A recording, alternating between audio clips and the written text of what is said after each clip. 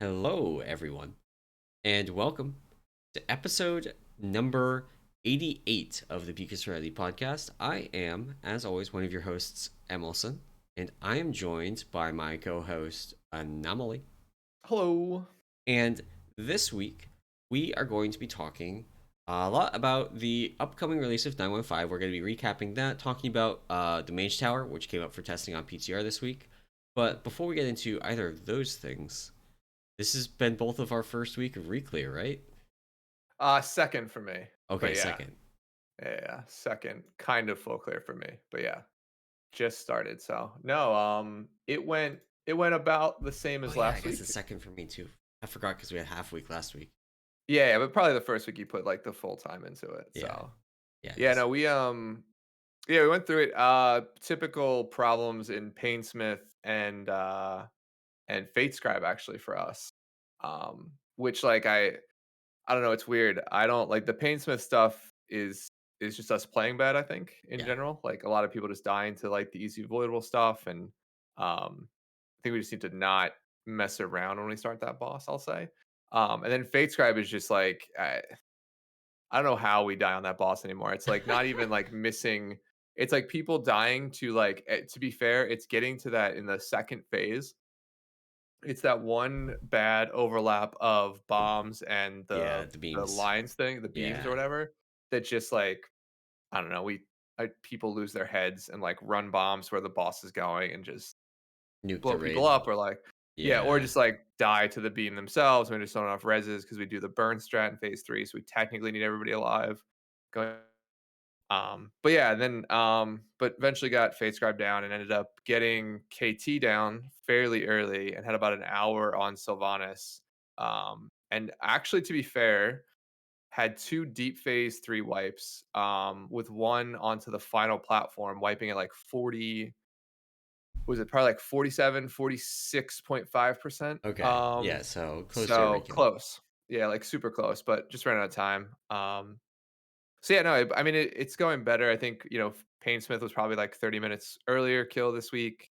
Fade Scribe, probably 15, 20 minutes earlier. So we're getting things Better. down quicker. Yeah, Yeah, but still, those two are going to be our problem bosses. I think as we go through yeah. this. So Uh, so this is of course halfway through my raid week, so we've got raid tonight. But I mean, last week we recleared the first five bosses and then didn't yeah, even try Painsmith. Like we were only doing half a week. We had started late, so we did the first five in like 2 hours and then just called it a night. So this week yeah. we did the first five in like 2 hours and then spent 2 hours on Paintsmith. And uh, we have the extra like difficulty modifier this weekend that we are raiding without a warlock. Oh, Which Soul Rider without a warlock surprisingly doable. I was okay, impressed. The warlock gateway is very valuable there, but it is also super doable without a warlock. that's good. Um, Paintsmith, that warlock gateway is actually incredibly useful. Like All right. so good. People get to just skip two whole waves in the intermission, and that's really like skipping two whole waves and guaranteeing the ads are stacked. That's like huge. So we Yeah, tried doing the. Have you heard the second row strategy for Painsmith?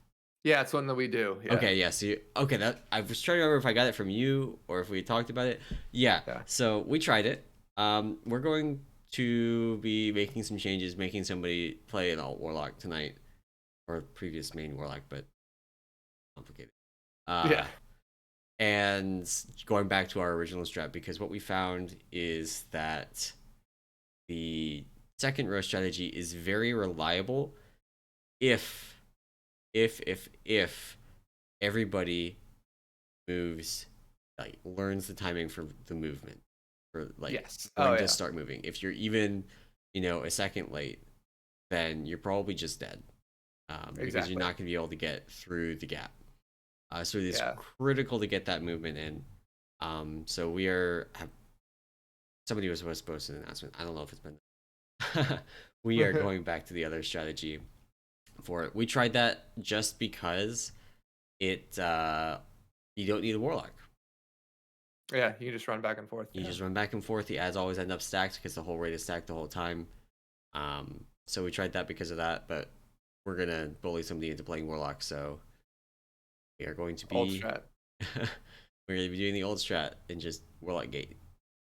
Yeah, I mean, I don't mind the second row strat on Painsmith. I think for me, it's so much. It's makes the movement much more consistent in terms of like fire Yeah, spawns, you move, fire spawns, you move, right? yeah. That does. I will tell you, the first time we had a random, because the fires don't always spawn on players. We had a random Yes. fire spawn in our pathway. The We entire wiped. raid just like freaked the fuck out. Freak out, yeah. And I mean, Yeah. the idea is at that point you can literally run through it. Everybody can So survive we generally had that. one We actually fire had hit. a poll where we Yeah, had random fire spawn just in front of us as we're going, and we already had that happen once, so people knew just keep on going, let it hit you, it's fine. And then we yeah. had it happen again, and it just killed four Oh, people. yeah. Because if it happens back to back, you're screwed. Yeah, Yeah. yeah. Oh Uh, gosh, that sucks. so Nice, nice. Well, yeah, I mean, hopefully you get Painsmith down and then you get to clear the final three. At least the biggest thing for us, the thing that we wanted the most was just the skip, yeah, right? So get your that's our KT goal kills for in. this week. Is like Yeah, we want to get through KT. Um, and honestly, the only real question mark is how long it's gonna take us. Uh, yeah. oh, the other thing. So I hate rating the other warlock. I say we spent 2 hours on Painsmith. Probably half of our time on Painsmith was waiting for somebody to run back because we didn't have Oh a soul stone. no. And Oh the checkpoint no. is on the ass end of the instance. Oh yeah, that's I right. I Because honestly do not understand their raid design. in terms of Why the checkpoint. checkpoint is so far away. Ooh, the checkpoint there is then is it the elevators by the 9? Like, where is It is at the top of the elevators by the 9. yeah. Oh, that's what Yeah. I thought. That's ridiculously far. Yeah. It's like a 2 or 3 minute run. Yeah, yeah, yeah, yeah, yeah. So if Oh you my have god. a 3 or 4 minute Painsmith wipe, then a like 3 minute run back while you're waiting for your shaman or whoever to finish running back, and like a couple minutes of setup, you're less than half your time is actually spent pulling the boss. Yeah, And yeah, that's awful. that's another reason that we decided to just like we're getting a warlock in here. Like we're making whatever comp changes are required to get us a warlock in the raid. Like Yeah, health stones are good. Warlock yeah. Gateway is pretty good on that fight, but oh my god, The that run back. run. I didn't even Uh, think about that. yeah, it Yeah. was awful. That's yeah, that sounds terrible. That sounds terrible. Oh man. All right. Well, hopefully you get him down tonight. You get that KT kill because then that's the biggest thing. Yeah. Yeah, Yeah. We but were excited this week to get that down. I So. tried to cross my fingers and I realized I shouldn't do that because I jammed one of them and that hurt. Oh God. Oh no. Oh no. Anyway, we had some other stuff happen this week. Some of which I actually missed, so some of this is new to me too. Oh, nice. Yeah. So I think the first thing is WoW or Blizzard announced basically bulk character transfers and a bundle. I guess they call it the bulk character transfer bundle. Looks like basically you can move multiple characters from a single realm to another realm at a discounted price. Um, It it's better an be in heavily discounted. yeah, because I mean, it already you're what? It's like $25 a transfer, or maybe it's 15. Some Yeah, like between 15 and 25 or something like that, which is already a lot of money, and, like, as someone who like, I remember the amount of actual money I spent to go Horde and from Alliance to Horde, and also transfer servers, which was, like, probably spent it's close to at the about end of the day. $55, $60 to do that. Yeah. Oh, yeah. Yeah, it was awful. So, I mean, Yeah, like, bundled transfer seems cool. I don't know, they haven't really put any more details out of it other than it's, like, a discounted realm to realm character transfer, which this I'm is assuming does necessary. yeah. I have had people tell me that they are not like when I'm trying to do recruitment for my guild. I have had people tell me that they will not leave, Area 52 or Bleeding Hollow. Some of it's because those are the big realms, but some of it is because I have 10 characters on this realm and I Oh, like yeah. playing them, and I don't want to not be able to actually send stuff between. Like I've got, a character that I use for auctions and a character that I Oh, use for yeah, gathering, and I don't want to. all the profession stuff and everything, yeah. Yeah, I don't want to spend $250 transferring them to your backwater server. Yeah, yeah. Just to realize, like, after a couple months, it doesn't work out, and I have Yeah, to spend the exact same amount of money to move everything back, yeah. No, yeah, so, I mean, yeah. hopefully we'll see how much they actually discount and, like, how they actually do the pricing right. What I would Um, like to see them do is like basically what honestly what I would like to see them do is just say it's $25 you can transfer as many characters as you like. and then Yeah. also like reduce the price of the base transfer fee at this point because it's honestly insane. Yeah, Um, yeah, I was just thinking like a fixed price, but you basically mark 2 realms you wanna transfer between, and just it's a fixed price to move everything, yeah, right? Which would be cool, that if would they be could put that huge. together. Yeah. Um, and if they did the same thing for faction transfers too, oh boy, Alliance would be dead tomorrow. Yeah, yeah, I mean, or the other way, right? Like, the idea is too is, like, if you have some of those hardcore alliance folks, maybe it'll be easy for them to pull people, right? So, I doubt it. I also doubt it, but, like, look, you can dream, you know Maybe what I if they mean? made them free to transfer from Horde to Alliance. Yeah, that's true. That's true. But yeah, so bulk character transfers, that'll be interesting. As the game sort of slowly, I feel like the game is consolidating itself. Like we're finally starting to see like the numbers dictate the fact that maybe we have a couple too many realms, right? Yeah, If you want to be able to move a little bit easier. So next up was actually a little bit of a classic WoW thing, not retail, but basically what they did. So we have the new classic season of the mastery, which is that idea of like a year long set schedule for a season of going through classic WoW with like a couple changes, right? Like more experience from certain things, you can level faster, and like the content's released on a certain schedule. They've added support in game for basically like the old what we would call Iron Mans, right? But the idea of playing a character in a hardcore fashion from a WoW perspective. So, have you ever played like hardcore Diablo or hardcore like Path of Exile, any of those type of games? Basically, it means like when your character dies, it is dead, and you no longer can play it anymore. yeah, So the idea here is there's always been a community around trying to level to 60 hardcore. Essentially, if you die, your run's over and you start again. So Blizzard's added sort of in-game support. It was a little light when I read through it and checked it out, but it sounds like you basically can speak to somebody in game, get a buff, and that buff is displayed on your character, so people know, hey, yes, I have not died, or I'm a quote unquote hardcore, you know, character, right? yeah. And then when you do die, you essentially lose it. You lose it But and you get a minor stat debuff. Yeah, and I think you can get rid of the buff by, like, speaking to the NPCs that give you the original, Yeah, buff to sort of say you're going through the Iron Man. So there's a way to remove it's like, what, 1% stats, which is yeah, fairly minor in the grand scheme of things, so, yeah. but that can be removed. That's not something you'll keep the rest of the time, so They also did think of, what happens if someone, dies a bunch, levels to 59, and then goes and gets the buff. It applies the Tarnished Soul buff, the debuff. If you have ever died on that character, even if you've never gotten the Soul of Iron or whatever it's called, yeah, Soul of yeah. Iron buff, so you can't cheese it. Good. Yeah, which is cool. Yeah, so this is sort of so it's only in Season of the Mastery right now, but it's cool that they are starting to like do a sort of like classic plus type systems.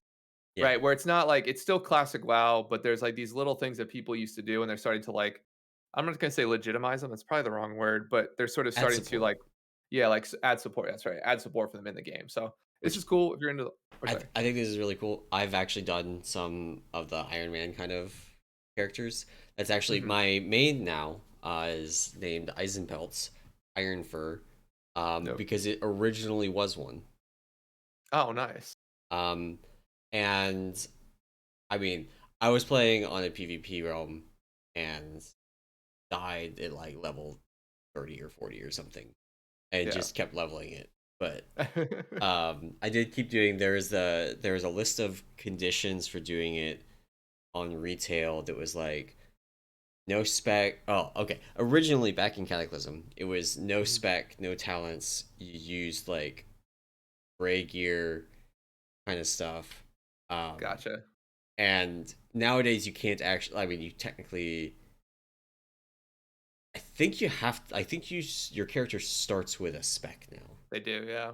So Mhm. you can't do that. You can do no talents, but it doesn't mean much because the talents are so like some classes it does mean something, but it's not like talents are a big deal these days. But the reason back in Cataclysm that there was no talents is because certain classes like Marksmanship Hunter took their talent tree.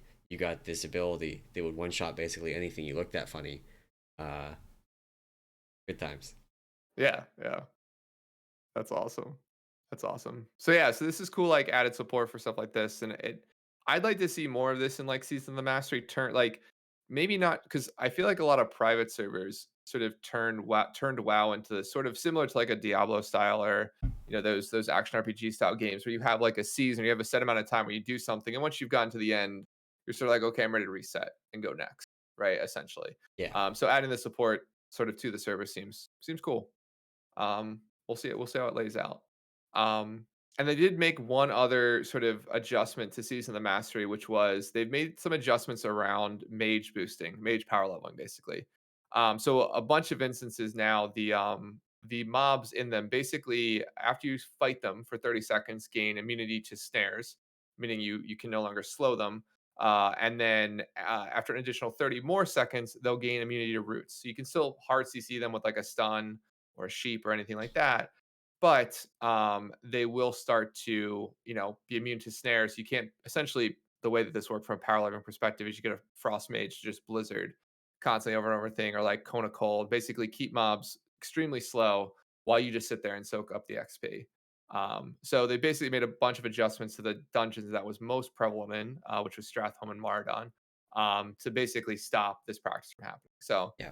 you won't see power leveling mages too much anymore in Classic, which is generally a good thing. And this has, I'd say, very limited impact on like your group play. So it's an Especially interesting, cool change. especially since so the development note clarifies that the intent is that the aura that grants the slow and root immunity gets reset when you use one of the hard CCs on them. So if you're like just doing it in a regular group, you're going to Mhm. be mixing in other CCs like polymorph or blinds or something like that in there with your roots and snares, and it'll be fine. You will never actually trigger these conditions. Mhm. So yeah, this is good. This is going to mean that this season the mastery stuff is a little bit more of a level playing field. There's not going to be a bunch of people reaching level 60, day one, or I guess it's going to be more like day two or day three, where like somebody Yeah. leveled the mage and then power leveled the entire rest of their guild. Yeah.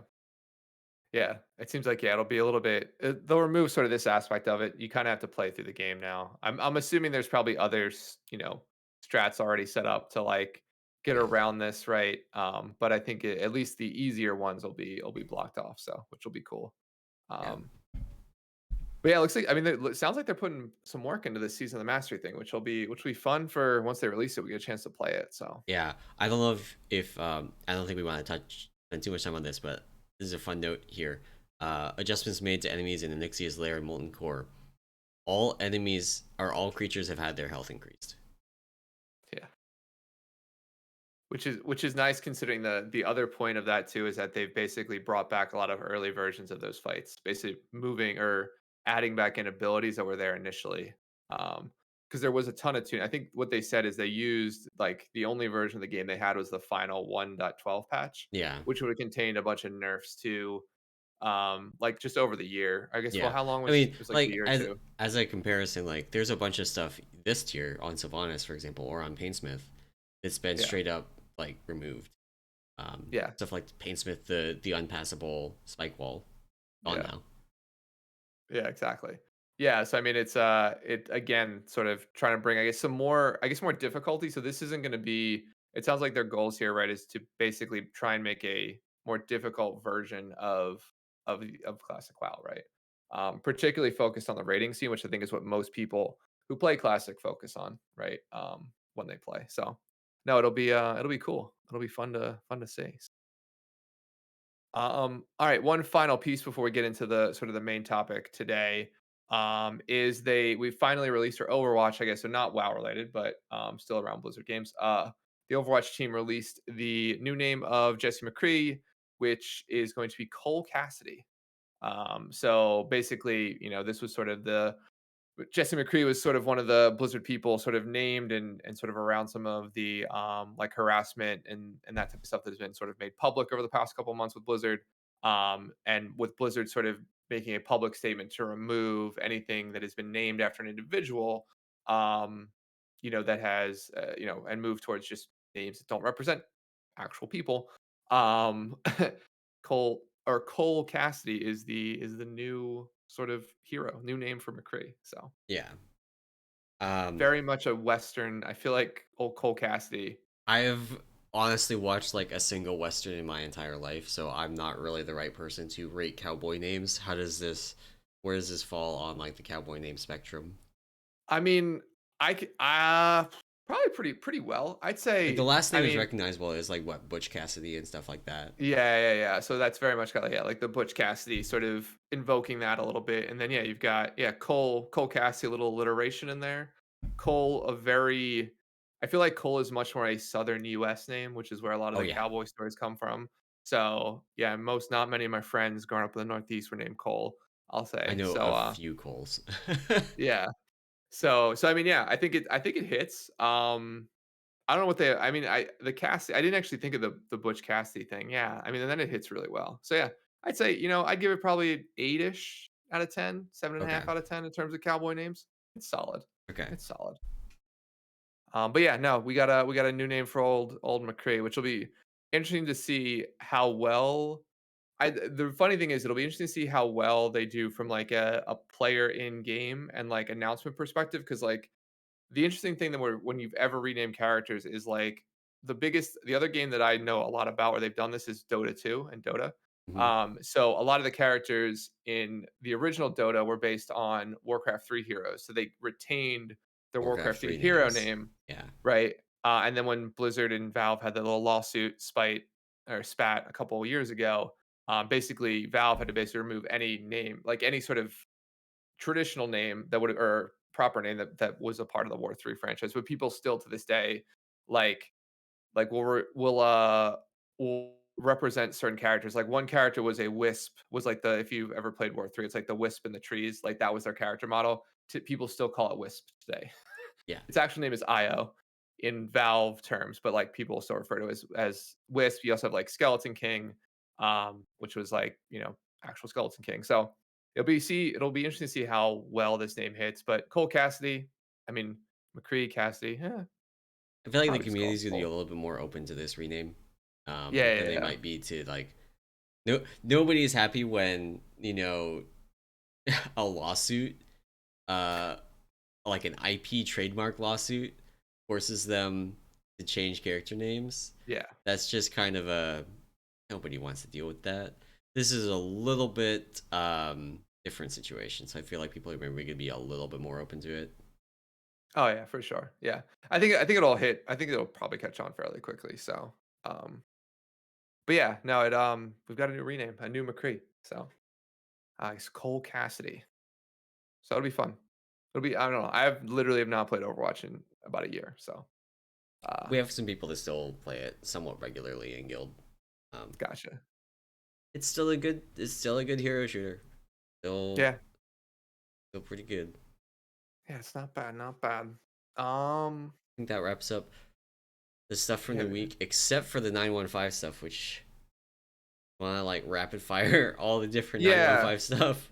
So a couple things that happened this week, I guess, on 915. The biggest thing is we got a release date. It's November 2nd. So it'll A be week and a half from now. about a week and a half. When this goes live, about a week from when this goes live. Yep. If you're not watching it already live. Um so yeah, so about a week from now we'll get the patch dropped. And so I did basically went through and checked off all the notes. There's a bunch of stuff that I forgot about. So I think the big thing that happened this week was, and I think this will be probably what we talk about second, maybe after we do Yeah. this rapid fire thing, is like they did finally put Mage Tower on the PTR and give us 24 hours to test it. Um, which is cool, but maybe we'll talk about that a little bit later, and we'll go through some of the rapid fire stuff that they've added in terms of quality of life and other things. So I'll run through these quickly. If there's anything you want to touch on or stay on a little bit, let me know. Yeah. But the first is AoE cap removed. Yep. Uh, forgot. To be fair, I think we were talking about this before the show. I forgot about this. Yeah. Like, I I'm honestly also like this doesn't affect me at all because I'm a tank. yeah, I'm a yeah. As tank. a healer, it doesn't really hit on me either. But yeah, AoE caps removed, which I guess awesome for you Actually, DPS players. this is gonna be I can't wait for the Mythic Plus time walking. And doing people try to do this stupid pulls in the maw. Souls, Oh yeah, and their their stuff's gonna be not AOE kept. My that's stuff's not gonna true. be AOE kept either, but my threat's gonna suck. Yeah. Yeah, those big pulls will be it'll be interesting to see how they work. So yeah, AoE caps removed. Cool. Um, there is now basically once you hit renowned 80, which you would have been able to hit this week if you've been keeping up. With one covenant, you can now freely swap between any of them, and you'll keep the cosmetics for any covenant you have at 80. Yep. Um, so nice quality of life change once you hit 80 on one, be able to freely swap between all of them on one character. And I think too the cosmetics apply to other of the cosmetic items will also apply to your alts as long as you reach 80 with one covenant on your alt. You still have to reach 80, but the idea is like if you have a, I think the That's not example gonna they be give in the very hard. notes. Yeah, but I think they have in the notes it's like if you have a Night Fae Druid and then you level a that hits 80 with Night Fae and you have a Necro Lord Rogue and that Rogue hits 80, the Rogue will get the Night Fae transmogs. You know, Yeah. so it's cool little there. This is They're also great. removing. Oh, sorry. I have a very angry tweet from last year, from December, when so initially on launch you could still use the Hearthstone toys even after you switched covenants. So I had the Night Fae Oh, Hearthstone nice. toy, um, and that worked until like middle of January, and it just like turned off, just like uh unannounced hotfix. It was really annoying that they turned that off because I didn't really want to swap off of Night Fae, but like I needed to in order to do PvP as Windwalker. Right, right, right. But yeah, so I'm very happy that I'm going to be able to use that again. Nice, nice. Yeah, so that's cool that the cosmetics are all coming back. They then have conduit energy being removed, which this was the big one. Again, I'd also forgotten about this because I literally don't interact with the system at all. Um, Same. so so conduit energy is removed. For those of you swapping specs and swapping conduits, congratulations, you can do it at will now. Oh, Um, you know okay. what else sucks when you don't have a Warlock in raid? Total aside. Having people have to go back to their order hall to swap conduits. Oh, yes. Yeah. Interesting. Yeah, that would all yeah. No Get warlocks. yourselves a Yeah, Warlock, folks. I feel like Warlock's almost mandatory now. The next up, you can destroy legendary items and refund their cinders and ash costs, which are cool. So you don't get the base item back. You don't get any of the like gems if you would have put it in it. I guess you could remove. No, you No, couldn't you remove can't. those You can't gems. remove the. Yeah, so you lose like the gems and stuff like that. But you'll at least get the like the soul cinder, soul ash. So if you were swapping around a bunch of times, or wanted to just like move one, like not run Torghast a bunch and still change your legendary, you can do that now. Yeah. Cool. We're gonna skip the next couple of notes. So next up we have cooldowns longer than 2 minutes are now being reset at the end of any encounter at the start of Mythic Plus dungeons. This was 3 minutes, so that is, you know, cool. So we have a running joke in my guild. We have an unholy DK. Unholy DKs have 2 minute cooldowns that they use as part of a bigger like because they're one of the specs that still has like the piano setup where they hit like 5 cooldowns to do their big like damage. Hmm. Um, and I don't know what it was, but every time we wiped on Sylvanas, he would go, I need a minute, or I need 90 seconds. It was just like every single time. So that's not gonna happen anymore. His cooldowns are gonna reset. That's awesome. Yes, it'll be fun. It'll be nice. I think they mentioned too like the longer ones, like the ones that haven't typically reset ever aren't going to do it. So like Shaman Reincarnate isn't going to reset, right? Yeah, I mean, it would be super good if it did. I kind of But wish yeah, it would, because then it would be a lot closer to actually just being a cheat death. yeah. But it would also be extremely good for cheesing fights. Oh yeah, for sure. Yeah, if you could just stack them. Yeah. Yeah. So 2 minute cooldown resets now. That's good. You can now also solo queue for islands. So if you want to go back and get a bunch of transmog stuff from islands, the BFA islands, you can do that now. You can solo queue for them. I will never go back into those. No, me neither. I'm done with them. Yeah. They've added armor specific Korthia armaments. So basically, if you remember, the Korthia armaments would give you a random piece of eye level 200 gear. Now you can buy specific item slots. You can buy like a wrist piece of Korthia armor. This is really nice for alts. Alt gearing Hmm. is not too bad right now with the amount of loot from Mythic Plus. Yeah, You can get geared up relatively quickly as long as you've got a group. But sometimes you do get screwed and just never get boots or whatever. And this means that now you can just go and like buy some boots the vendor and not be Yeah. wearing your like 184 greens. Yeah. Do you know the price cost on this stuff? I actually didn't It check is BTR for it. 2000 whatever the old mock currency is. I want to call it darkness. It's not darkness. Stygia. Stygia. It's 200 or 2000 Stygia. Gotcha. Okay. That's not too bad actually. Um, they've also added, or not added, but they've upped the Soul Cinders and drop rate in Torghast, and also upped the drop rate of Shard of Domination sockets. So basically, just like you will get more Soul Cinders now for running Torghast, and then you should have all your, Dom sockets uh, fairly quickly. They've done a lot of drop rate stuff, I guess, Yeah. um, Um in there's terms of that. So there's also um so when it comes to Torghast, I guess this is kind of skipping ahead, but yeah, every Torghast run gives the full amount of Soul Cinders and Soul Ash now, yep, which is it just means that you can spend like an afternoon getting your legendary now instead of having to spend like 15 minutes every week to get it. yeah. Yeah, and with like I think too with like level like with the renowned catch up stuff that is inherent to running Torghast, like Yeah. you'll basically like be able to get all the materials you need to make your covenant specific legendary if you need, or like a different legendary that you might need to use if you're swapping covenants. So Yeah. um yeah. This is honestly I think one of the best changes for like the systems they've got in place. Oh yeah. This also kind of obviates the need for being able to like trash legendary items and build different ones because you just go get more soul cinders now. But Yeah. I do really appreciate being able to just like sit down for an afternoon and do something. I actually did that yesterday in Final Fantasy. I worked on a relic weapon. I just did like the first stage of it. I just sat down, put on a movie, and like went through it. And it was kind of Nice. nice. Uh, Nice. so yeah, you can't do that when the game demands exactly 30 minutes of your time once a week. Like very awkward. Oh yeah, no, that's for sure. That's for sure. So yeah, it'll be a good catch up again. I think the name of the game here is like quality of life and catch up because there's not too much actual content in this patch. Um, so yeah, they've also added. So moving down a little bit, they've also added the Warlock gate clicking item is the way I described it. But like, it's essentially an item that if you use it, it will essentially use the closest Warlock gate portal if there's one close to you. Yes. So it basically removes that weird interaction we had. We had to like focus one side of the gate, which I found out this week. Actually, Emerson, fun fact: your focus is dependent on which side of the gate you focus, not Yes. that you focus the gate at all.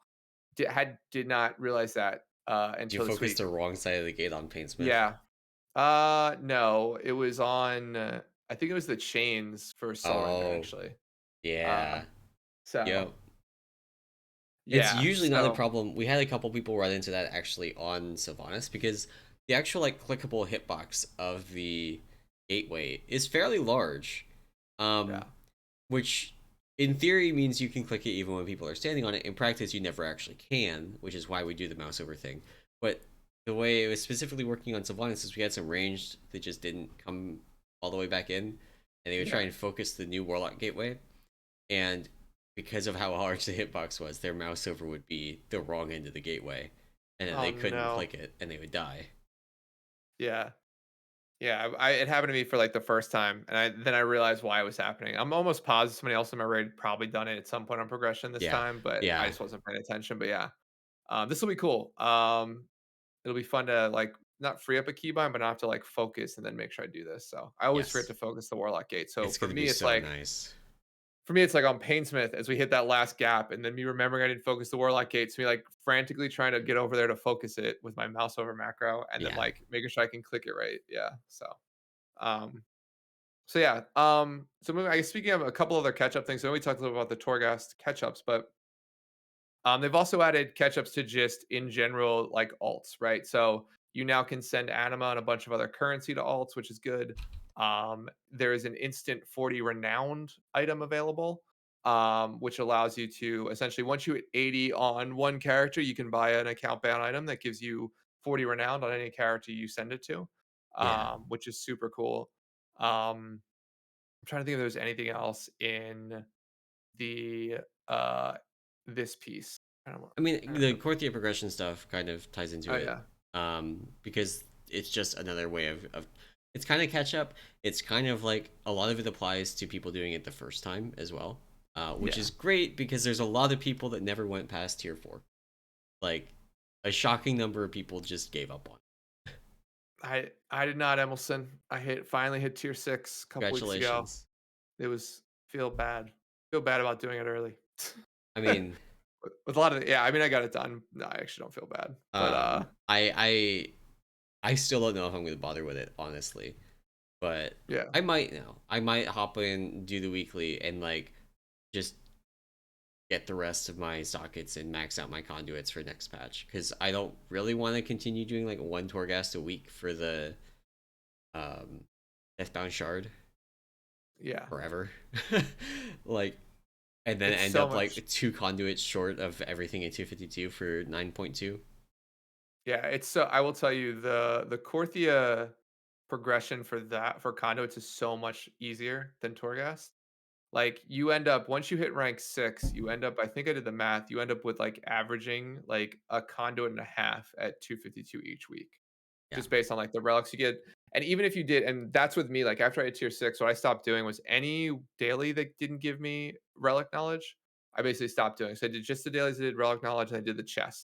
yeah, And if I saw a rare or two, I'd kill him. But even then, I would average basically about like what is that, 4,500 to like 5,000 research a week. So yeah, or relics a week. So yeah. yeah. Which I mean, Uh I'm gonna be, if I hit rank 6, I'm gonna be hitting rank 6 with like 80,000 relics to spend, yeah. and So I'll be able to uh, just get all the conduits. It won't matter. so I also ended it that much. The problem was I didn't realize that I didn't. So I got so I did it. Luckily, you can buy multiple of these items. Bought all my items real quick. Little quick aside here. Went to my conduit thing and started using. I used like 3, and then I realized I wasn't getting Mistweaver specific You ones. were in Windwalker spec, I weren't was in you? Windwalker spec because I was just got done doing dailies. So I got 3 Windwalker ones and then swapped to Mistweaver and ended up being like 2 short, I think, from getting 2 views of all the ones I needed. So like then it was Amazing. like great. I had to like still grind like, Korthia for a couple more, like a week after that Like, or something like that. I think So I have everything, like all 3 specs, 239 on everything. So I'm just like that's getting to pretty 252, because of how much Torghast I've done. yeah, yeah. So, Yeah. I'll hit rank 6. I'll get everything to 252. It'll be good. Nice, nice. Just a couple more quick hitters here. They did update, yeah, update, that's the word. Um, or up the rate of profession drop. So all the raw materials, so like mining nodes, skinning, I'll give about 20 to 30% more in terms of items. Which probably helps a little bit in terms of the progression of your professions. Yeah. Um, but it's still I don't think it helps enough for particularly on the rank 4 or rank, sorry, 6 legendary items. Yeah. So That's yeah. this is a band-aid fix. It's actually going to be kind of like it's gonna result in lower prices on the legendaries probably, Hmm. but it doesn't fix the dramatic overtuning of like the leather legendaries Yeah, yeah, for how or much of it takes to the get there. whatever the 2 rank upgrade item for cloth being like ridiculous compared to the others. Stuff like that. Yeah, Like yeah, it's like they heard people complaining about how expensive the how other legendaries were so expensive and how unfair it was that the cloth legendaries were so cheap, and the message that they got from that was we should make the cloth legendaries expensive. yeah, that's true. Actually, one Motherfucking quick game. thing on legendaries, which I didn't put in the quick notes here, but any dungeon specific rune carving recipes are now 100% drop rate, Yes. which is actually a really big change. So Yes. It means that while you're leveling up, you do a random dungeon, you're probably gonna get a legendary rest. Actually, I don't know if you need to be level 60 or not. I think you'll I get it don't while leveling. remember. I'm not Yeah. sure. But either way, it's gonna be a single run to get your legendary. No more of this. I ran 80 normal plague falls and didn't get it because normal plague fall has like a asinine, Yeah. basically 0% chance to drop it. If you just done Mythic Plus, you would have got it in 2 keys. Right. Or to be fair, like we've had people come into Miss Lounge and talk about doing like Spires of Ascension like 7, 8 times on Mythic Plus, Yeah, like 10, 11 range and not seeing the recipe from the final boss, right? yeah, So yeah. It's 100% across all difficulties. So technically you could hit if it's only drops to 60, you can hit 60, run a bunch of normals, right? yeah, Or do your Mythic Zero tour, like World Tour for gear and get all your recipes. So yeah. yeah. So Big change there, big this is change. a good change. Good Yeah. change. This is actually something. So a little bit of an aside, but like I mentioned, I was doing the relic weapon grind on my character in Final Fantasy, Mhm. and I was surprised at how reliable the drops were. I needed a lot of drops. Yeah. I needed like 60 total, so it wasn't a small number. But I got one. It was like, so I was basically grinding bonus events. Mhm. And as long as you got they do like bronze, silver, gold medals for how much you contribute, and if you're like actively involved with it, you basically always get the gold. Um, Gotcha. so as long as you get the gold, you're guaranteed. I was Yeah. like, wow, imagine So just that. just participate and you get it. Yeah, that would be a nice slightly, maybe a nice design change Blizzard could implement, you know? Yeah, Um, but, that's funny. So, yeah. Yeah, that was that the legendary recipe drop rate was always to be fair, I will say that I was probably extremely lucky that I never hit this, right? yeah, Like the ones that I think the one out of Spires I probably got on one of the first Mythic Pluses I ever did, like, of the expansion, yeah. um, which was really the only legendary I think that I really needed out of Dungeon, so, It took me a or few wanted, runs so to get my Charred Passions legendary recipe, mhm, but it's also the second one I was building in 9.0, so it wasn't a big deal. The gotcha. other one came from the raid, I want to say, so I just like got it on normal first week. Yeah, nice, nice. So yeah, so that and then there's only one final thing, which isn't. I just sort of threw these on here, but basically in an effort to curb like sell or run selling spam, basically now to post any sort of custom text in Group Finder, you need to have an authenticator attached to your account, which should slow some people down, which is cool. So maybe I'm assuming we'll still see gold, not gold, but like run sales or like gearing sales for real money, but this will hopefully slow a little bit of it down. And the other really cool change, which to be fair, I love this in games, by the way. But Blizzard's updated its feedback when you report someone. So if you report someone for like language or file a complaint or anything like that, you will now get feedback if action was taken against that person. You don't know what the action is. Yeah, You just get like a little pop up that says like, "Thank you for that's your reports. We took action against somebody you reported," and then there's like, yeah, yep. so, It does yeah, help. You report one of the botters. Back in the day, in Mage Tower, somebody botting the herbs there. Like it would have yeah, been nice to get like an email saying, "Yep, we took action," and like 2 plus 2, they banned them. yeah, exactly, yeah. Um, So but a note about the authenticator thing. So the way this works, there's two options for authentication, I believe. You can have a physical authenticator. Actually, they might have deprecated that, so there might only be one now. Or I you can have the app on your phone. Yeah, I think they've actually gotten rid of the physical one, at least in terms of like They don't you sell it might, anymore. yeah, you might still be able to have it if you had an old one, but yeah, I think they've moved everything over to like the phone app. So Yeah, but I don't think you can have more than one authenticator on your phone. that's true. Yes. So my And only yeah, I don't question think would be like if you can connect the same authenticator to like multiple accounts, which I also don't know if it's possible because the way it works is there's not supposed to be really communication between the two. That's kind of the hmm point that you can't connect the two. But um, I know Blizzard does have the like it'll pop up on your phone for you to hit the approve button yeah. log in.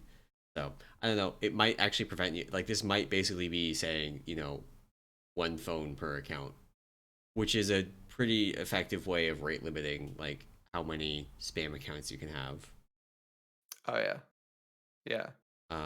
So before we move on, Dimitri in chat asked, "Am I looking forward to doing big damage with Venthyr?" Uh, and Oh yeah, are you?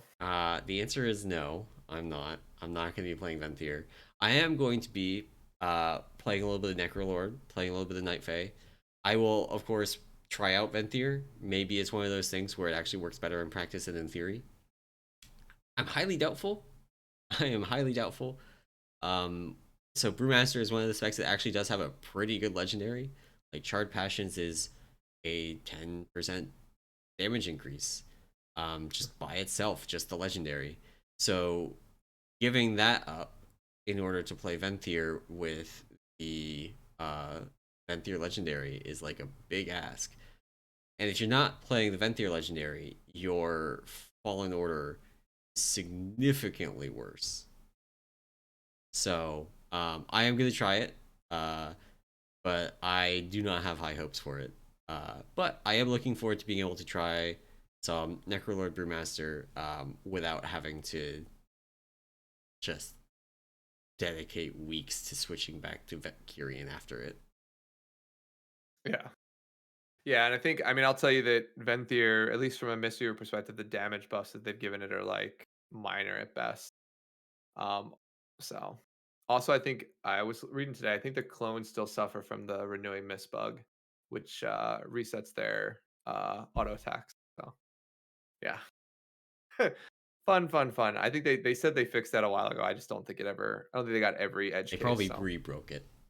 yeah, maybe. We'll see, but we'll still be Venthyr, Mistweaver, so, Yeah, isn't um it still so? It's still a buff, right? yeah, oh, yeah, they haven't made it that well, that's the other thing maybe we should touch on this just really briefly, is, like, this was supposed to be the tuning patch, right? And, like, I've seen 0 tuning, like, other What than do the you AoE cap mean? You don't like removal, the 3% Frost Mage buff to two spells that only matter on single target? I yeah, I mean, I guess, or, like, there was, what, a warrior change this week too? Like, Yeah, their auto attack. It's actually kind of substantial. It's like a 4% damage increase. gotcha. So it's So, not. yeah. It looks silly because it's just auto attack damage, but it is actually like an okay percentage buff. Um, but yeah, no, I totally get you there. Like Blood Decay dearly needs some love on the damage front. Their damage Oh, yeah. sucks. Um, just yeah, Vengeance could use it too. It's actually we're gonna get into the Mage Tower stuff, but the disparity in damage between tanks has actually been kind of funny. The Vengeance, um, well, let's get into the Mage Tower stuff. So we had Mage Tower Yeah. testing this week. Um, Yeah. on Thursday, and they had a 24-hour period. You could hop on the PTR and test it out. Um, and Annoying. So I didn't actually get to test it. I had other stuff going on, but I got to read the feedback from a lot of people who did test it. And the moral of the story is that if you've done the Tank Mage Tower in the past, it's basically the same. The main things that are different are that all the tanks have new, different kits, basically. Um, Mhm. Velen is still a dumbass. The phase stalkers are still annoying and rippy. Getting knocked off the platform is still a problem for everybody except Vengeance Demon Hunters. And yeah, that about sums it up. But one of the things about the original Mage Tower for tanks is that there was a very large disparity in the amount of health that the bosses had for different Oh, yeah, tanks. depending on who your tank was, yep. So I prop remember that. paladins had the highest because in theory they did the most damage, even though in Legion they didn't actually practice do the most damage by the amount that they had like an extra 40 or 50% health on the bosses, but they didn't do Okay. 40 or 50% more damage than uh, the other tanks. Um, they still prop paladin now actually does so much more damage than the other tanks. Maybe not so much without Ashen Hollow, but it still does enough more that they are justified in still having higher health than the other tanks. The Vengeance one also has the same amount of health. Oh, no, that's not good. Um, that was not the case in Legion. The Vengeance one might have been on the higher end because Vengeance did do good damage. Vengeance damage now is ass. Oh, yeah. It's so bad. Um, so that's something that hopefully is going to get changed before it goes live because otherwise the Vengeance Mage Tower is just going to be like a 30-minute ordeal. Oh, man. Uh, Yeah, no, yeah. I mean, yeah, I also did not get a chance to test it live. It's such a weird timing because, like, Thursdays are raid nights for me, so, like, I yeah, had 0 time outside of, like, getting onto raid, uh, and, like, still had work Friday, so, like, I didn't get a chance to actually test any of it, but, again, similar feedback in terms of I heard a lot about the healer challenge is essentially, like, it's the same challenge. It's the only difference is your kit is slightly different, sorry, in terms of how you approach it. But I mean, for Mistweaver specifically, like we didn't really gain or lose anything, right? yeah, So like the idea is like the same cooldowns you're gonna use them the same way, and the encounter basically plays very much the same way it did back in Legion. yeah. I So think. there's a or Oh, sorry. go ahead. I was gonna say there's a couple. I heard a couple of reports of just some of the orb damage in the second phase is a little high initially if you can get a little bit caught out by it, but Yeah, um, I mean, like in general, the challenge is what it is. Also, just more broadly speaking, like the hard challenges are still hard, the easy challenges are still easy. Like I still think, what is it? The Windwalker one is still probably one of the easiest ones I heard it to got do. tuned up a little bit, but Okay, that's good. yeah, it's still one of the easier ones. I mean, mechanically, it was always one of the easy ones. Uh, Yeah, it's and now maybe it has a slightly higher DPS check because before the DPS check was a joke. Uh, yeah, but yeah, I think Brewmaster is actually one of the biggest beneficiaries of like new tools, new buttons. Um, so back in Legion, Brewmaster was a one-trick pony. Uh, you had Stagger, and that was basically like the whole reason the Brewmaster was good is Stagger. That was yeah. it. That was the whole thing. And Stagger was not good at the Mage Tower. Um, Stagger was in fact very bad at the Mage Tower. There is almost zero upside. So now going back in and having a lot more tools that are not Stagger, uh, it's a substantially different experience. In particular, so in Legion we used to use the Invoke Niuzao um, talent. Now that's baseline. So we get basically an extra talent, which is good. We also have Touch of Death, which I don't know if you've seen how much damage Touch of Death can do, but that's another big one. It really like reduces the damage requirement in the second phase, so Mhm. that's much less of a DPS check for us. And then just generally like stuff like Celestial Brew, giving us a much better amount of sustain than we had back in Legion. Uh, in Legion, one of the other common strategies was to use a pair of legendaries that would give you more self sustain. We can't do that now; those legendaries are disabled. Um, Right. but yeah, so Nice, yeah. Yeah, I mean, they and speaking of, like, just things that are end up being disabled, they kinda hot fixed things as they went along once it launched, which I thought was fun. yeah, But, yeah, I mean, essentially, like, they've basically turned off, like, almost all the Shadowland systems, so, like, legendaries don't work, shards don't work, conduits, soulbinds, covenant abilities, all are sort of disabled, and then the stuff that was previously disabled is still disabled, so, like, Legion Legendary Legion legendaries themselves and artifacts are still disabled. And so yeah, so Heart of the Azeroth, class. Heart of Oh yeah, Azeroth, and Azerite also got disabled. I think the Heart of Azeroth was briefly enabled during testing, and that quickly got turned off. yeah. So like no essences plus no Azurite armor traits too. So yeah, so you're essentially walking in with your base class, which for some classes is going to feel weird if your covenant ability is sort of a major part of either your rotation or like the way that you play your class.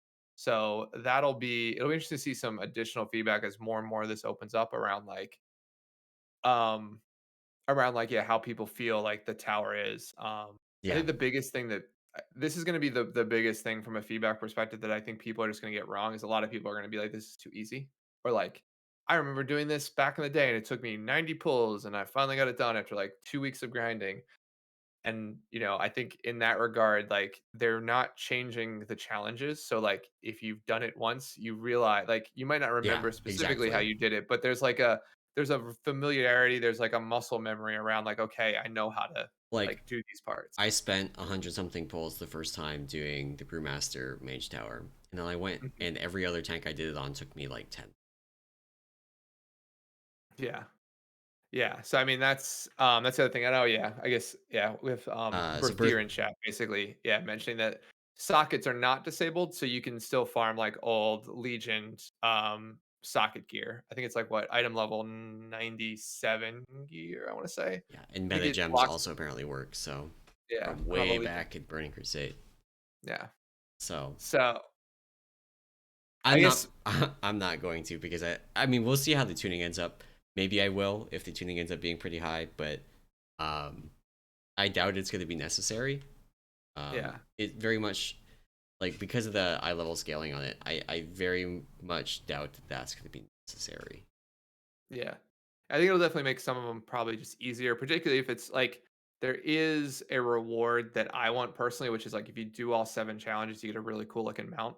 Looks like a spell book basically. Yeah. So maybe I end up doing that on like specific classes that like or specific challenges, I'm sorry, that I don't have a class that I'm familiar with or have played really. Yeah, just to make it a Um, little bit easy. just Yeah, make that's it slightly true. easier in those instances, but, like, on my monk, I like any of the monk ones, any of the shaman ones, any of the probably, um, like, paladin ones, like, those ones that hit those classes, I probably won't do anything different. Yeah. But like sort of look I actually have it up right now, like looking at it like maybe the one that's like Arms Warriors, Frosty K's, like the eye one, like I guess it's closing the eye and the Eye of Eternity one. Maybe I do that because I'm literally not familiar with any of those classes. um, So so maybe that one would be worth because there is a little bit of a DPS check element where like it becomes much easier if you do more damage because you skip part of it basically. Um, gotcha. but it's also one where I think when I did that one in Legion, the way that I died most often was just touching one of the glacial spikes that just one shots you. Gotcha. Okay. Um, so no amount of sockets is going to fix that. Right, Like right, right. Yeah. it was just massive overkill. You could not overgear that and walk through it. Nice. Yeah, so I mean, in that regard, it'll be I might do something like that, something a little crazy for that. But no, I mean, I think I'm excited to go back in and just do it again. Yeah, me too.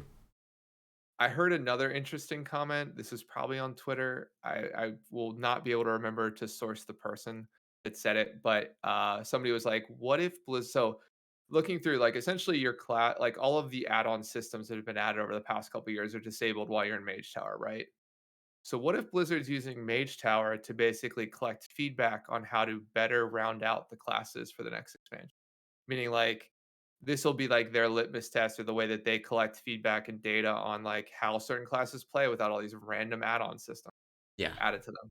Or Yeah, like this is something as well where I know I saw people commenting that like some classes just feel incomplete without having the Shadowland systems. Like their covenant ability is so important to how the class plays. Like Brewmaster's not one of them because I mean yeah, neither is Brew, Mistweaver. So Brewmaster feels bad if you don't have the legend. Actually, okay, I take that back. Brewmaster feels bad if you don't have a legendary. The legendary is like the key. hmm. Um, Hmm. because either you don't have a second charge or kick smash, or you don't have the charged passions to make Breath of Fire do anything at all. Yeah. Yeah. So you really want a legendary. Not having legendaries is kind of gonna suck. But it's still like I can't imagine it being worse than that. Actually, like what? I'm sure there are classes that are worse than that, but it kind of boggles the mind. Yeah, yeah. So I thought that was a funny little comment that like, yeah, Blizzard can use this to gain more data or just say like more like player feedback in terms of like how these classes play and feel. Yeah, I'll be I hope they don't because like particularly on the healer challenge to be fair was so hard for Mistweavers back then because we did so little damage. yeah, And like the idea was like the healer challenge, while it was a component of it was healing it, like if you could do more damage, like with anything, you could push certain phases quicker and and like then you have ads to would do be less healing.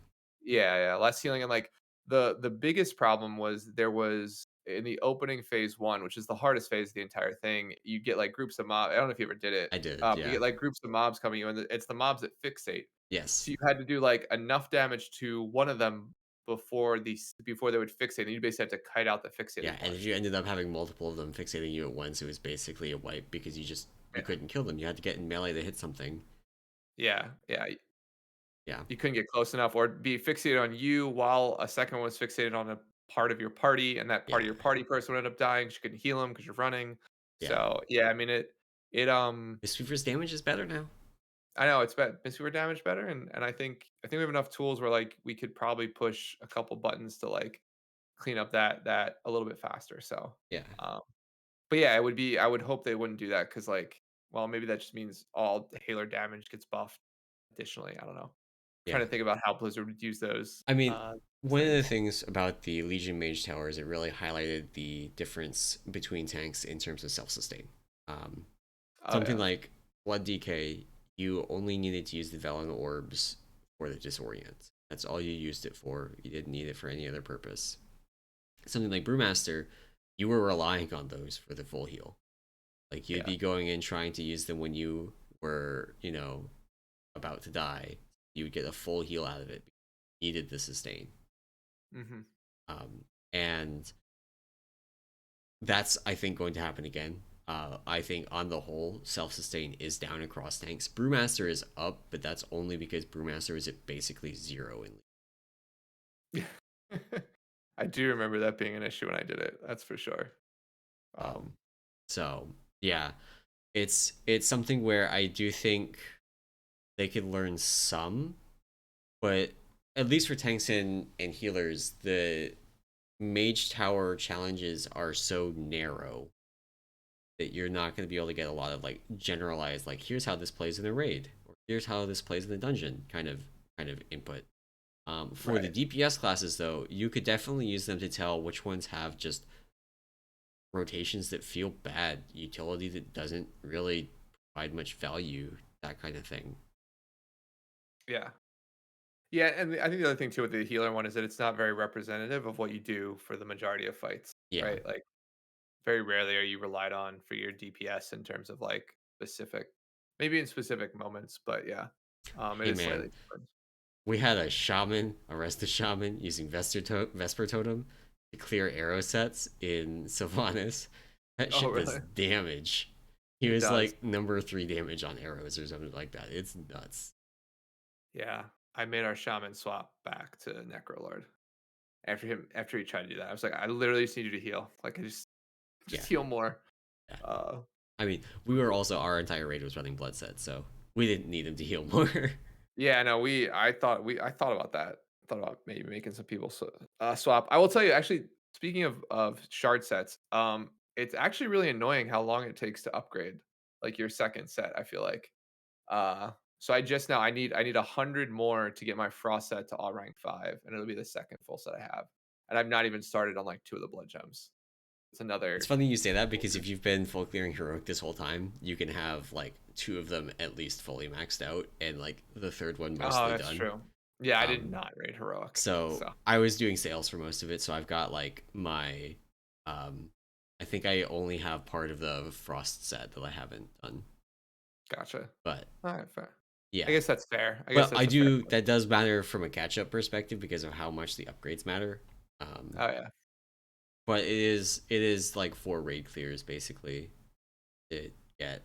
Is it? No, it It's is what, 50 a week. something like that, I I wanna think it's say. actually six clears to get a rank 5. Um, Yeah. yeah, Still, something like it's a that, lot. 5 to 6. Fair amount. But yeah, Um, it's pretty substantial. yeah, yeah, yeah. No, that's for sure. The only thing on Mage Tower is the mount looks super sick. I think I mentioned that, but The spell it's tome mount. yeah, the So Spelto this mount. is this is the other mount from the community choice like vote that they did. We got the tree mount that everybody got. Yeah, So the other option was this tome mount. I'm gonna see if I can find a picture of it real quick just to show it off. yeah. I don't know if I'm gonna be able to though, but it. Oh, you know what else? We forgot. Oh, we forgot something else from 915. What's that? All the new customization options for allied races. Oh, who cares? Lightforged I Draenei get a new mount. oh man, I don't. Ugh. All right, well, see if you can find a picture of this spell book, and we can talk about. I guess we can talk I about. mean, I don't think we really need to say much more about the customizations than that. Nightborn got some; they really needed it. Lightforged Draenei really needed it. Those are the 2 big ones.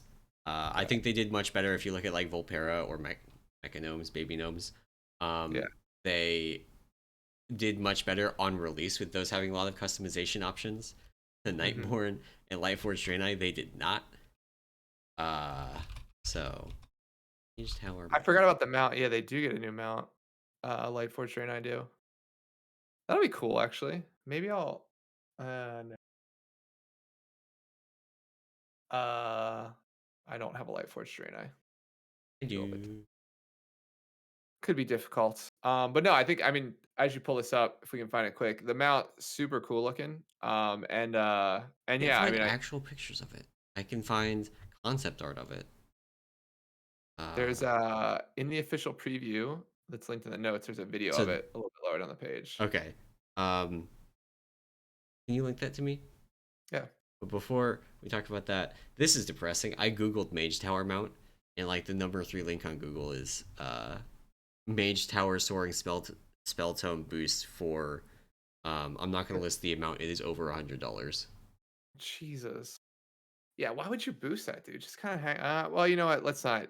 I mean, That was a we actually that's something we didn't talk about that actually happened last week that I didn't really put on there, but the whole Mike Ybarra tweet about about summoning a boosting. Yeah, I yeah, thought about messaging. It mostly blew over on Reddit on like Monday, yeah, but yeah, the whole boosting thing. it's whatever. Like, I it's have such a I have opinions on it, and I don't think that Ybarra is really like Ybarra is just doing what high end players do. yeah, Like this has been, yeah, and people are complaining about it like it's a new thing. When we have people in guild that have been raiding since vanilla that were selling, molten core raid spots in yeah. vanilla.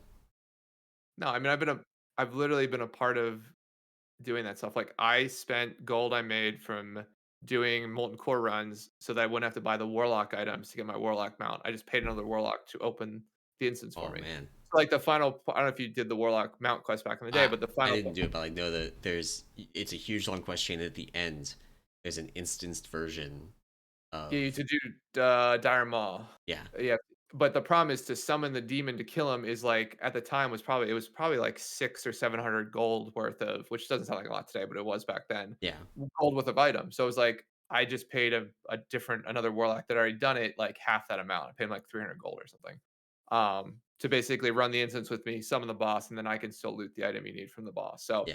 that sort of, like, boosting has always been a problem. I don't know, it's like people sort of try to equate like now they bring in the fact that like there's a WoW token, so technically Blizzard's supporting like real money trading and they're just getting a piece of it. I do think the WoW token is bad. I would be happy with the WoW token, but I think I, that I would only be happy about that if there were a corresponding like massive decrease in service prices. Like I don't I, think I would ever transfer a character if I couldn't pay for it with WoW. I would rather quit the game than pay $25. Like yeah, I I would think just that's just me. I don't and my thing is I don't mind the WoW token. And so like I don't see to my point, like I've never equated the WoW token to being the type of thing where you do like real money trading, Yeah, right? I don't really think I agree with you. I don't think it's Like really that. I think it's so there's this problem that WoW still has server-based economies. For better or worse, it still has server-based economies. mhm, But the transfer of gold from server to server through sales and through WoW tokens disrupts that economy. It means that, for example, on my realm that does not have the population to really support a decent economy anymore, um, we can have items that still cost prices that are similar to what they might be on Area 52 or something without actually having the economy to make that make sense. Because you that's can't, fair. yeah, so like it's this weird intersection between the fact that we still have server-based economies and the WoW token just like not caring about it. Like I can Yeah, no, I buy came a with WoW the server. token on Terralion and somebody else pays gold for it on Silvermoon. So yeah, Yeah. I mean, that's I guess that point makes sense because I hadn't heard anybody bring that up. But yeah, the most of the points that I saw, particularly in the Reddit firestorm and Twitter firestorm, was yeah, this like nonsense, Blizzard absolute supports nonsense. real money trading based on like having a token, and then like this is why we have gold spam. And I'm like, number one, we've always Did had you play gold Classic? spam. Like we've all that's not a new thing. It's like I agree that's annoying. That's a part of the game that sucks. Like the group finder sucks, right? But like the hate that Mike got is just like so weird to me because it's like this type of stuff like the bigger issue that I see with boosting in general is the popularity of it, right? And to Yes. be fair, the popularity of it is based on the race for world first and that becoming more popular. Because like if you think about really I think MLP challenge modes is probably the first time that I thought that like boosting was coming a little bit more mainstream, right? But once you start like televising or sort of streaming the race for world first and the fact that like you realize these guilds are spending so much money, then you're like, well, they're going to keep streaming their raids afterwards. And then why are they doing 4 raids? Like, oh, because they have buyers in these raids. And they're like, what's a buyer? And it's like, oh, it's someone who pays gold to get items from like these guilds. And it's like, so that's what boosting is. And like, that's sort of to me where like the actual potential issue that people have with boosting is they can Yeah. watch other people spend a bunch of gold to get all the items that they're like working so hard to get. And like Yes. I don't know. I think that is legitimate. Like I think And what you I just get described is like definitely part of the issue. yeah, but and I guess to me it's just like Mike is like Or just because when I'm I sorry. say part of the issue, I mean part of the reason people are upset, not Yeah. necessarily a problematic element in itself. Yeah. And so to me it's like I don't understand why people got upset with Mike because like Max tweets the same thing or like anybody from Echo tweets the same thing or like you know what I mean? It's just like Yeah. he's just another person who clears mythic and like his guild does sales. So like he gets a portion of that gold. Like Yeah. it's no different. So Yeah. yeah, I mean, I don't know. I that whole like non-drama thing is just, I thought it was more annoying than anything because I'm like, And you have you talk been about like it got something that matters. yeah, also, like, have you been playing this game at all for the past 15 years? Because, like, this is probably the most tame it has been because it's very structured. It's like gold gets traded at a certain amount. You go there's like a community built around it. You can get blacklisted from that community if you try and screw someone over. If Yeah. you have a bad experience, there's a way to report it, which is much different than in Classic, where you would trade gold away and maybe you got the item, or you'd give somebody $100 over PayPal and maybe they get you what you want, or you have to try and figure out a way to charge back the $100. Like, you know what I mean? Like it Yeah. was much more of a little bit more of a Wild West back then. So that's Yeah. why I don't It's mind the current iteration of it. I think it also is more mainstream because of the communities. The boosting Oh yeah. communities both have like very highly structured advertising wings Yeah. where I mean advertising both in the sense of like advertising in trade chat trying to get buyers, but also trying to get guilds Right. involved. Um and that means that like we didn't do my guild didn't do sales really until Nyalotha. Mhm. Or well, my raid team. The other raid team did. But we didn't do sales really until Nyalotha, but we started doing them like deep in Nyalotha farm, and we're still coasting on the gold, honestly. Um, Yeah. it's crazy. Um, but the existence of these communities brings it to guilds that otherwise might not really think about, oh, we could boost. Right. Yeah. And to be fair, it's like quote unquote safe, right? Like you're gonna get Yeah, a buyer who you know is gonna pay, and like the buyer knows that like if you don't get them what they want, or like you don't do what you're supposed to, then like they get their gold back, and there's sort of yeah, a trust on both sides with like some neutral third party in the yeah, middle. So yeah, I mean, I don't know. I'm perfectly fine with it. To be fair, like I get the token, and there's probably some other economic impacts, but I don't think that's like specific to boosting will occur yeah. regardless. I It'll just think, be a little bit shadier and probably a little bit less safe for people like a normal player to do it, so, yeah, yeah. I think honestly, um, the biggest reason that it people are upset about it is not actually because of boosting. It's actually because of the overall like kind of decline in population in WoW over the Yeah. past year. Because I don't think the volume of boosting has really gone down. If anything, it might have even gone up. But Oh, yeah. the volume of the rest people doing this content has gone down. I don't think that's a out there statement to make. Like it's gone down pretty significantly, and some of that's normal. Like the first patch of the expansion is always the best populated. It's always the most people. This happened in Legion. It's happened in Mop. It's happened Yep. in Wrath. Actually, Wrath is maybe the only expansion that really like defies this, with every patch being like more people playing than the last one. Right, Um, yeah. but it like there's fewer people doing the content that aren't boosting it, but the same number of people that are boosting it. So Yeah. it's way more visible than it would otherwise be. Oh, yeah. Yeah. So, I Also, mean, people being mad about it Blizzard having 5 years to get boosting out of the group finder and failing. that's So I can and to be fair, if that was the issue, like, 100% there with those I people, like, can I understand being agree. mad about that one. Yeah, 100%. I agree that that's ridiculous. So, I mean, but like people are lumping all this. I feel like to me, at least the Reddit thread that I read through in any Oh yeah, detail was like it was lumping all those three together and then it's being like Mike supports all this or Yubara supports all this. And I'm just like, it's not what's happening. Like you're literally throwing issues into a pot that like don't even belong there. So yeah. I mean, Berthier's got a comment in chat. Once something like boosting exists, it won't go away. The sooner people accept it, the better for their inner peace. I mean, he's right. And it I mean, I'm has playing. been a thing since even before WoW. People boosted in Pre-WoW MMOs too. It's been a thing since Yeah, multiplayer games have existed. Like people boosted the Diablo too.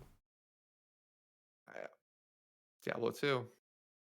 There was whole economies built around, like, yeah, getting people items or, like, yeah, yeah, We very talked about similar, this I a little agree. bit last week when we were talking Yeah. about the Diablo 3 auction house stuff.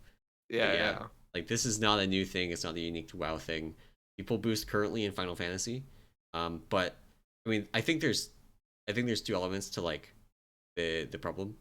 One of them is what Blizzard does to deal with people boosting, Mhm. and the other is how easy it is to actually do the content without being boosted. Right, And yeah. like the content in Final Fantasy is just at a base level. Most of the content is easier than Mhm. like clearing Mythic in WoW. Even clearing Heroic in WoW is harder than a lot of content in Final Fantasy. So people just don't even think about boosting because why would they when they can just go do it? Right, yeah. Yeah. Yeah, so, and yeah, there's probably a lot of other factors too, while being, like, a longer game, so, like, there's just a lot more gold in the economy and, True. like, the idea of, like, people being able to, like, yeah. If you played it all during Warlords of Draenor, you might still be sitting on that gold. Like, I'm still sitting on a couple million from back then, right? That just weirdly enough, like, every expansion, I'll spend, like, 600,000 gold at the beginning of it, and then slowly build back up to what I had, but and the really never fluctuate. Like, I'll end an expansion the same way I ended the previous one, right? Ever since WoD in terms of, like, gold Yeah. numbers, so I will say my biggest expenditure in WoW, aside from getting the Longboy in BFA, which I got with gold from boosting, my yeah. biggest expenditure in WoW is probably doing uh, gambling in guild in raid. We had somebody I'll that do any of lost that. about 1 million gold this week. Nice, They were nice. they had a net positive like overall, like, Yeah. and then they ended up being 800k net negative after a single roll because they did a 1 million gold Easy. roll and he had to Yeah, pay yeah. somebody like 950k. Jesus, that's rough. That is rough. Oh, man. That is Alright. also something that's been around since classic. So Used to be actually, like, add-ons that you let you do it, not just, like, the random rolls, so people, like, play poker in-game, so, yeah, you remember um the Bejeweled add-on? I did. Played Peggle. Bejeweled and Peggle. Peggle used to be in the game. Peggle was fun. Yeah, Used to play that all the time on breaks, so, um, well, yeah. cool. I I think think so, again, we talked about the Ybarra thing. I didn't really want to, but I guess we sort of hit on the boosting stuff anyway here at the yeah. end. Quick aside. Was there anything else? I guess the only thing we didn't talk about in 915 that's coming, but we have talked about it previously, is Legion Mythic Plus. So whenever there's Legion time walking, there'll be Legion Mythic Plus will be active, and I don't so think I really have that much more to say about it. Like the only no. thing I have to say about that and the Mage Tower is it's not actually active until the beginning of December. Yeah, because that's when the next Legion time walking is. So it's not active next week. So we have a month basically. Yeah, Without kind of disappointed in that. Yeah, which if we do a quick recap in the final 10 minutes, that's literally the only new content, like the only new content I'll say, Yeah, to do, and it's going to be a month after the patch hits. I'm a little bit surprised they didn't go for like the Tazavesh turning that into Mythic Plus instance in this minor Yeah, patch as well. Uh, I I'm really speculating that like 9.2, we're getting another WAD situation here. I'm almost like it yeah, just doesn't make sense. I think at this point you're right. Like Um, 9.2 is the end, and then maybe they take what 9.3, assuming they're continuing this systematic like three major raid releases, right? Whatever was in 9.3 becomes a part of the 10.0 story, right? Like yeah, I think you almost have to think it because that's I think somebody put the stats where like we will get over the past 2 years one major content patch in WoW. Like since the release of 9.0, 9.1, and now this patch, there's been like there's been one major content release in the past yeah, year. That's right. yeah, Um, so which is crazy. 9.0 came out in November last year. Um, it is November next week. Yeah, So yeah, that is which is that is definitely an issue. yeah, which is just yeah, they need like understanding Blizzard's going through some stuff, but at the same time, like you have a customer base here that like you got it now. The bigger problem that they have now is that to pull people back in, right? Which is so hard. Yeah, Like considering how well people have been on Final Fantasy, I like New World with all of its issues is still pulled a bunch of people away, right? yeah. And like it will continue. Like there's another MMO coming up here. What is it? Ashes of Ashes of Creation. Creation. Yeah. Yeah, and then there's like the third person, like the isometric MMO from coming out of I think it's Japan or China. Oh, what's the name of it? I forget, but it's almost like a mobile MMO, but you I can have play on your no idea computer. what you're talking about. It's like if they made Dota 2 into an MMO, so it's like that. Interesting. Interesting. Yeah, your So description of like Eastern isometric MMO is really not doing a whole lot to narrow things down for me.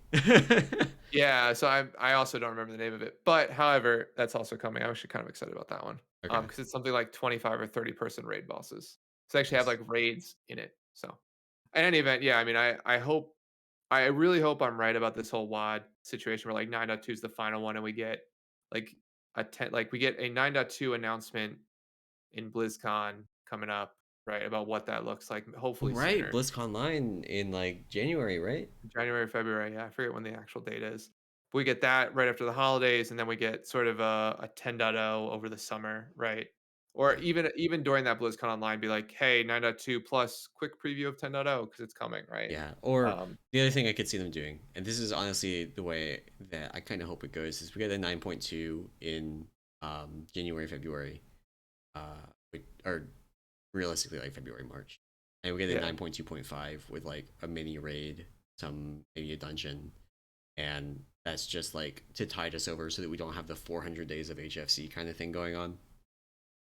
yeah. Because I mean, it'll be that long. It'll feel like we're gonna be in Sanctum for a long time, right? Because we're not getting a new raid before the first of the year, and so to be fair, maybe at the end of the first quarter. Sanctum came out in So July. yeah. Wait, only in July? Or Oh, yeah. 9.1 9.1 came out in July. Sanctum came Yeah. out the yeah, no, sorry. Yeah, Sanctum came out in July. Yeah. 9.1 came out end of June, Gotcha. Okay. I So about believe. all summer, yeah. So yeah, So it'll be 6, 7 months, which isn't too bad, January right? would It's be not 6 months. yeah. So not too bad, but it feels longer for some reason, I will tell you than that. Yeah, But I think it's probably because it is so weirdly paced. But yeah, that's true. That is true. um, That is true. anyway, that is gonna be it for our show today. Thank you all for coming and hanging out and listening. Um, we'll be back next week, same time, same place, to talk about whatever is happening. Don't know exactly what we have on the docket for next week. We'll figure something out. Yeah. Um, but anyway, that is it for the show today. If you enjoyed this podcast and you want to support it and all the other work that we do over at the Peak of Serenity, you can do that by going over to our Patreon at patreon.com/Peak of Serenity.